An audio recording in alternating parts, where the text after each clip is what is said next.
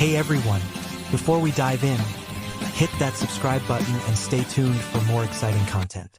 What if the toughest, most decorated Navy SEAL in history walked onto base wearing no rank, no name tape, just a fresh haircut and a quiet smile, and the first thing that happened was some cocky soldier blasting her in the face with a fire hose? This is the day Fort Bragg learned the hard way. Never mess with the wrong woman in the wrong spot. If you love your mom and dad, the people who taught you respect, smash that subscribe button right now and show this channel some love. Let's get into it.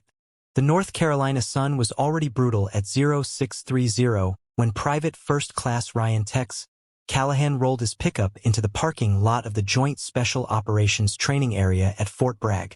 He was 22, built like a linebacker, and still riding the high of making it onto the support detachment for the most elite units on the planet. Green Berets, Rangers, Delta, and the quiet professionals nobody talked about, the SEALs. Tex had grown up on a ranch outside Lubbock, wrestling steers and dreaming of this exact moment. Today was the first day the new batch of visiting instructors would arrive from Coronado, and Tex had drawn the short straw. Fire hose duty for the arrival prank. It was tradition. Every new group got hosed down the second they stepped off the bus. A little icebreaker, a reminder that ego had no place here. Tex gripped the brass nozzle like it was an M4, grinning ear to ear. His battle buddy, Specialist Ortiz, worked the pump behind him.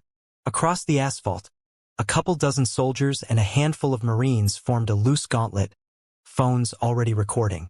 The bus hissed to a stop. Doors folded open.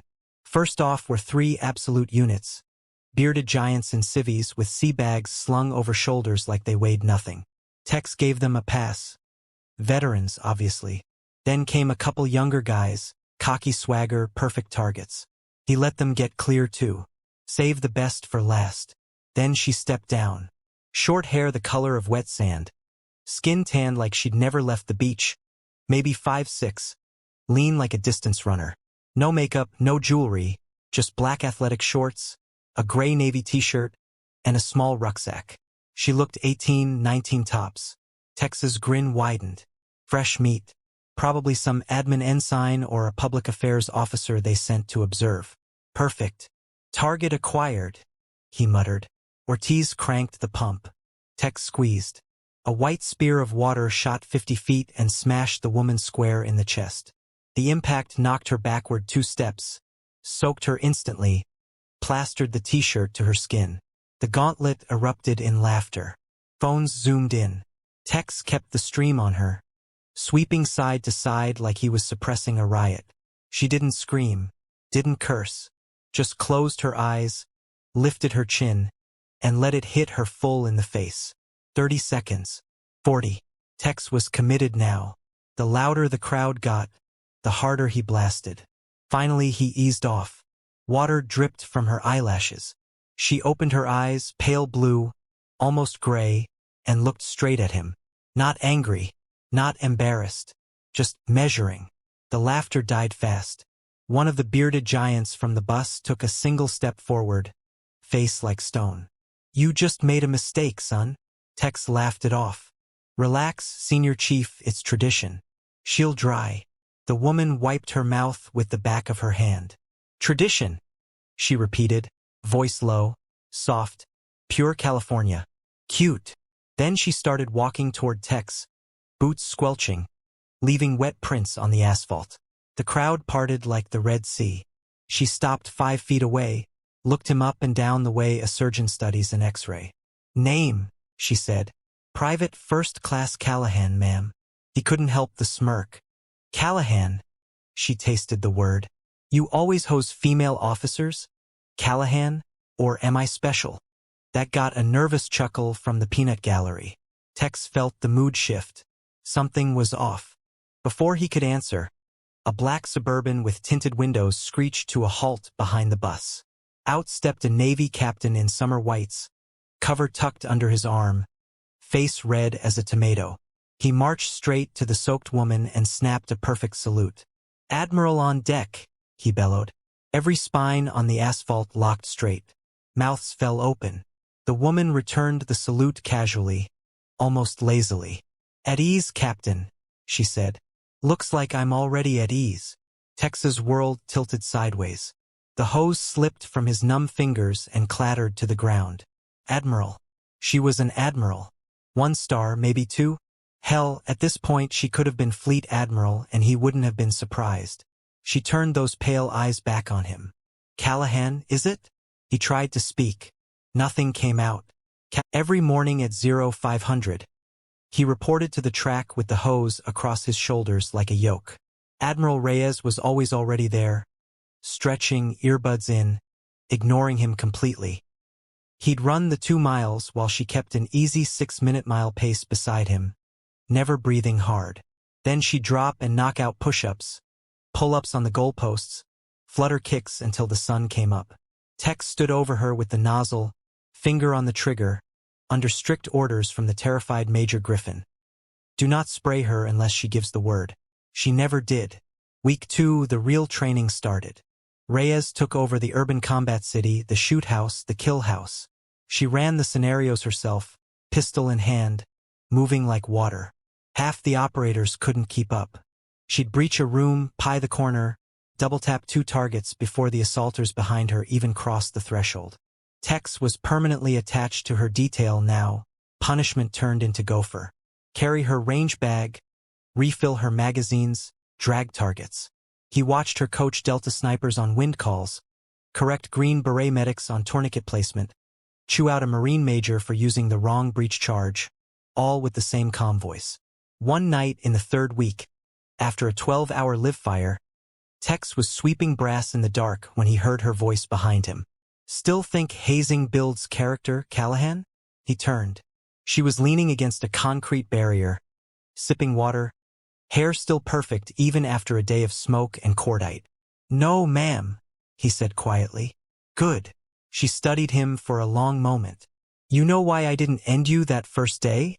He shook his head. Because I was you once. Cocky kid from East LA. Thought I was hot stuff because I could outrun every boy in my high school. First week of BUD/S. A chief did something very similar to me, except it was December in Coronado and the water was 52 degrees. I wanted to kill him. Instead I learned something. Pain without purpose is just sadism. Pain with purpose, now that can make you better. She pushed off the barrier. You're not a bad kid, Texas. Just needed the right teacher. She walked off into the dark. Week 5, everything changed. JSOC got a no-notice tasking, real world. A high-value target, American hostage, deep in hostile territory. The mission was launched within hours. Reyes was not supposed to go. Flag officers don't kick doors. But when the assault force loaded the Black Hawks, she was there in kit. No stars on her chest, just a call sign. Reaper. Tex watched the birds lift off, rotor wash whipping his face, knowing he might never see her again. 72 hours later, the birds came back. One less than went out. They brought the hostage home alive. They also brought back 6 body bags. The official report was short. Enemy contact, overwhelming numbers, heroic actions above and beyond.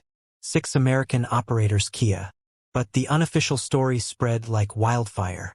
Reaper had led the assault herself when the troop chief took a round in the neck on the X. She'd carried him 400 meters to the exfil bird under fire, went back for the hostage, then held the roof alone with a single M4 and a borrowed grenade launcher while the QRF fought their way in. When the helo finally touched down, she was the last one aboard, still firing from the ramp. They medevaced her to Landstuhl with 2 bullets in the vest, one through the thigh, and shrapnel in her shoulder. The hostage lived because she'd used her own body as a shield. Fort Bragg shut down for the memorial. 6 names added to the wall. Tex stood in the back in dress blues that didn't quite fit anymore, eyes burning. After the ceremony, he found himself outside the hospital on post. He didn't remember deciding to go there. A nurse recognized him from the videos, let him in without a word. Admiral Reyes was sitting up in bed, leg in a brace, reading a worn paperback copy of Once an Eagle. She looked smaller without the plates and the scars hidden under bandages. Tex stopped at the foot of the bed, came to attention. Admiral Reyes, I just wanted to say thank you, and I'm sorry, for everything. She closed the book. Sit down before you fall down, Callahan. He sat. You know what I was thinking about on that roof? She asked. No, ma'am. That stupid fire hose. How cold the water was. How much I hated your guts that morning. She smiled, faint. Then I realized something. You woke me up. Reminded me why I never get comfortable. Comfort gets you killed. You did me a favor. Tex stared at the floor. She reached over, punched his shoulder lightly. You're a good man. Texas stopped trying so hard to prove you're a tough one. 2 weeks later, she was gone. Reassigned to some black program nobody talked about. Before she left, she found him on the track at 0500. Same spot where it all began. She handed him a small wooden box. Inside was a polished brass fire hose nozzle. Engraved on one side, wrong spot. On the other side, never again, M. Reyes RADM. Keep it, she said. Remind you what happens when you judge a book by its cover. Then she shook his hand, once, firm, and walked away. Tex still has that nozzle. It sits on his desk at SEAL Training Command in Coronado now, where he's an instructor 20 years later. Every new class, he tells them the story, shows them the engraving, and every single time, without fail, some cocky kid in the back smirks and says, So what, Chief? You really hosed down an admiral? Tex just smiles, picks up the nozzle, and says, Son, let me tell you about the day I picked the wrong spot. Fade out. Now drop a comment and tell me where you're watching from tonight. Texas? California? Downrange somewhere? Let me know in the comments and we'll catch you on the next one. Hooray.